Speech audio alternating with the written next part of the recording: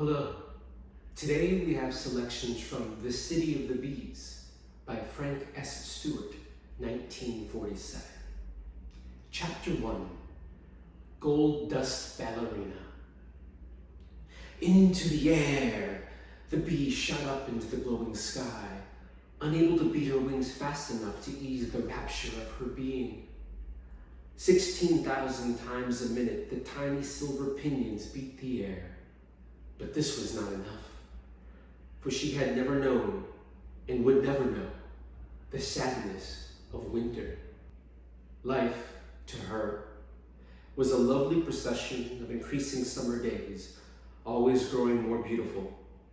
Each one was longer than the last, warmer and bluer, each night shorter and more genial.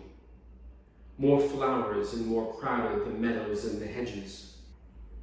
Immediately, the bee's happiness was increased by the exhalation of delight from all the things she could see, whose joy sprang from the boundless source of her own. Each separate blade of young grass was reaching upwards towards the sun. Among the infinite shapes and colors of these grasses, millions of insects were astir with wildest eagerness. The world was drenched with warmth, and things were moving everywhere.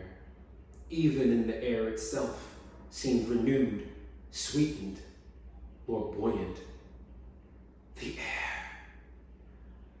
Man has visions of flight, not the roaring progress of heavy, stinking iron machines, but that silent loveliness of gliding on outstretched arms that comes to everyone in dreams.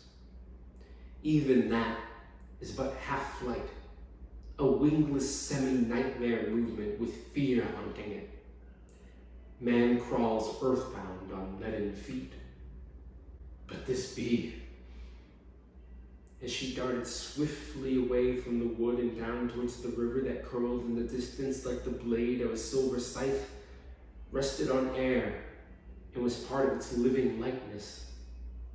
Though her speed was over 20 miles an hour, she could stop suddenly, hover, fly backwards, climb at a tremendous pace, or proceed 7 miles in an unresting flight. Seldom did her flight succeed a mile, but that was because of her eagerness to carry back food to the city which she belonged.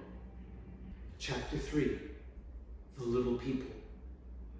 To watch a community of the little winged people is like looking at a human city through the wrong end of a telescope that has been endowed with magical clearness, so that every activity and even every gesture becomes vivid and meaningful.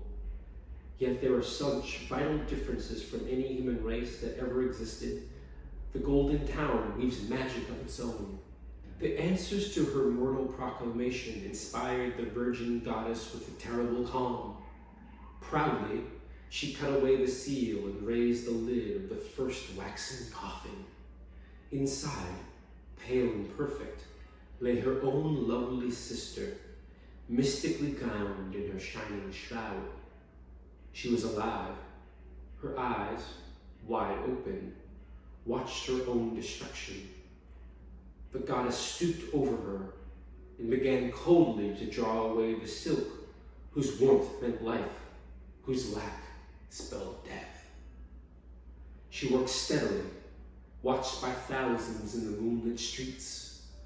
Skein after skein of silk was pitilessly unwound. Then, while her people crouched and the very air grew cold, she reached within, tore off her living sister's head, stepped back, held it Medusa-like on high to turn all onlookers to stone, then cast that exquisite mask from her and moved towards the next of the temples.